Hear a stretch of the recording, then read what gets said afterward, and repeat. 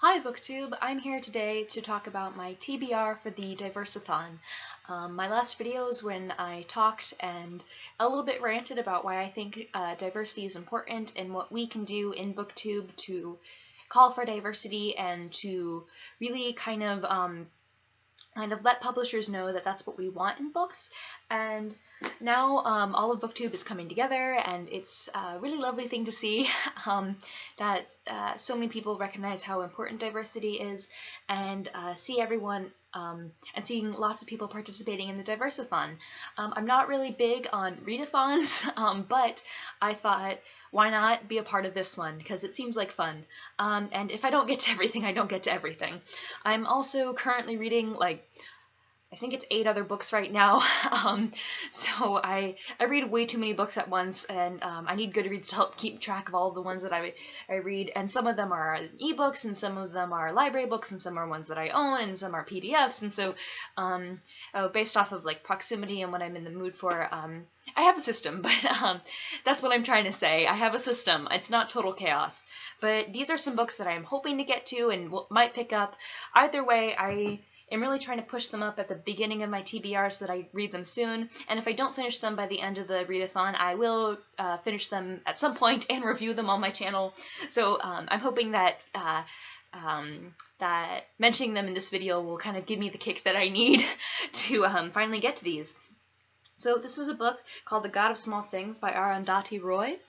This won the Man Booker Prize, and I believe it was 2012. It was a national bestseller, and it is about 2 twins who grow up in southern India in the state of Kerala in the modern world. And I thought that this, I've heard that this has rave reviews. Many people I know who really like it. Many people I know who I respect really like it.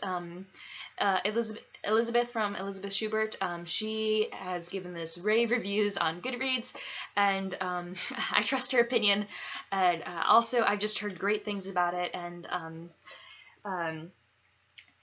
yeah, so I thought, and it's not too long as well too, so it's something that I don't want to feel like I'm pressured to power through. I want to take my time and enjoy it. It's less than 300 pages, so hopefully it's something that I can carry with me, and while I'm out and about and living my life. Surprisingly, some of us have lives outside of BookTube. I know, it's shocking, it's terrifying. The next book that I have is 1,000 Splendid Suns by Khaled Hosseini. This book as well, I think it's just under 300 pages, so not too long, and this is about women's lives in Afghanistan. Khaled Hosseini's most famous work was his debut novel, The Kite Runner, which I did read. When did I read that? Last winter, I believe, and I did enjoy that, although it wasn't quite there for me, but I've heard that this one is even better, and so I'm really looking forward to it. Again, I've heard really good things about it, and I guess I just haven't been in the mood for it because I got this at a thrift store a few months ago, and I just haven't picked it up yet, but now hopefully I'll definitely get to it really soon, now that the Diverseathon is encouraging me to pick it up again. And the next book that I have is The Last Report on the Miracles at Little No Horse by Louise Erdrich. And so Louise Erdrich is a prominent Native or Indigenous, depending if you're from Canada or from America, Native author. She writes primarily about stories about Native people, particularly from the tribe that she's from, which is the Ojibwa. I'm sorry if I'm mispronouncing that.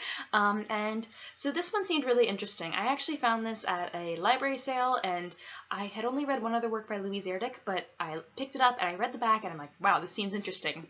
So the back says, for more than half a century, Father Damien Modeste has served his beloved people, the Ojibwa, on the remote reservation of Little No Horse.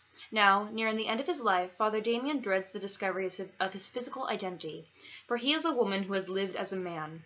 To complicate his fears, his quiet life changes when a troubled colleague comes to the reservation to investigate the life of the perplexing, difficult, possibly false Saint Sister Leopolda. Father Damien alone knows the strange truth of Sister Leopolda's piety, and is faced with the most difficult decision of his life. Should he reveal all he knows and risk everything, or should he manufacture a protective history, though he believes Leopolda's wonder-working is motivated by evil? yeah, so I'm not sure if Father Damien is a trans man or a cisgender woman who is living as a man for opportunities, but either way, it does seem to be like not only will I learn more about the Ojibwa, but it will also raise questions about gender identity, which will be really fascinating to read about, so I thought this was appropriate as well. And the last book, which I'm pretty sure I won't finish this week, but I thought I'd mention, is White Teeth by Zadie Smith. Again, I got this at a library sale.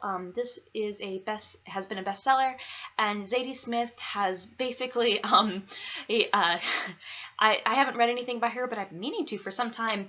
She's really kind of a rock star author. She's quite young, but she's published an extraordinary volume of work, and I've heard that this is about race relations in the modern UK, and that it's also funny and really illuminating. And again, this one is a little bit longer, but as you can tell, but and also, as you probably can't see, this book is a bit more delicate, so I probably won't be able to take this with me places. I'll probably have to stay home and read it, or read it while I'm at home.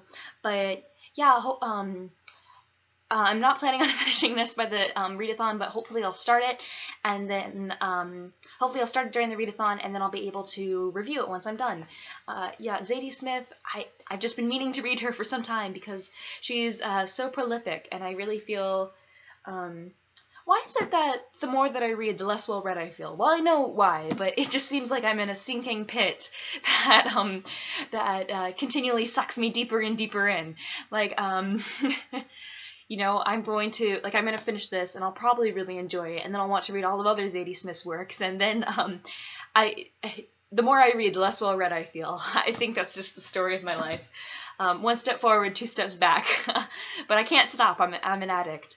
Anyways, so if you are participating in the Diverseathon, please let me know. As always, I am really enjoying watching people's videos about their TBRs. I haven't done a readathon before, so we'll see how this goes, but yeah, if I fail, I fail. And I will plan on reading and reviewing the books to come. Let me know if you have read any of these books before, and if they have lived up to your expectations, or if they're on your TBR as well. Oh, and... oh, sorry, the puppy is sleeping. Aw, Andy. She could sleep through anything, honestly. Unless the mailman comes, then she attacks. She actually, one thing is, she started chewing on my glasses. I don't know if you can see. Yeah. Ugh. I rescued them just in time. They hold no use to you. They hold no use to you. I love her anyways, though. Anyways, let me know what you think. Thank you all.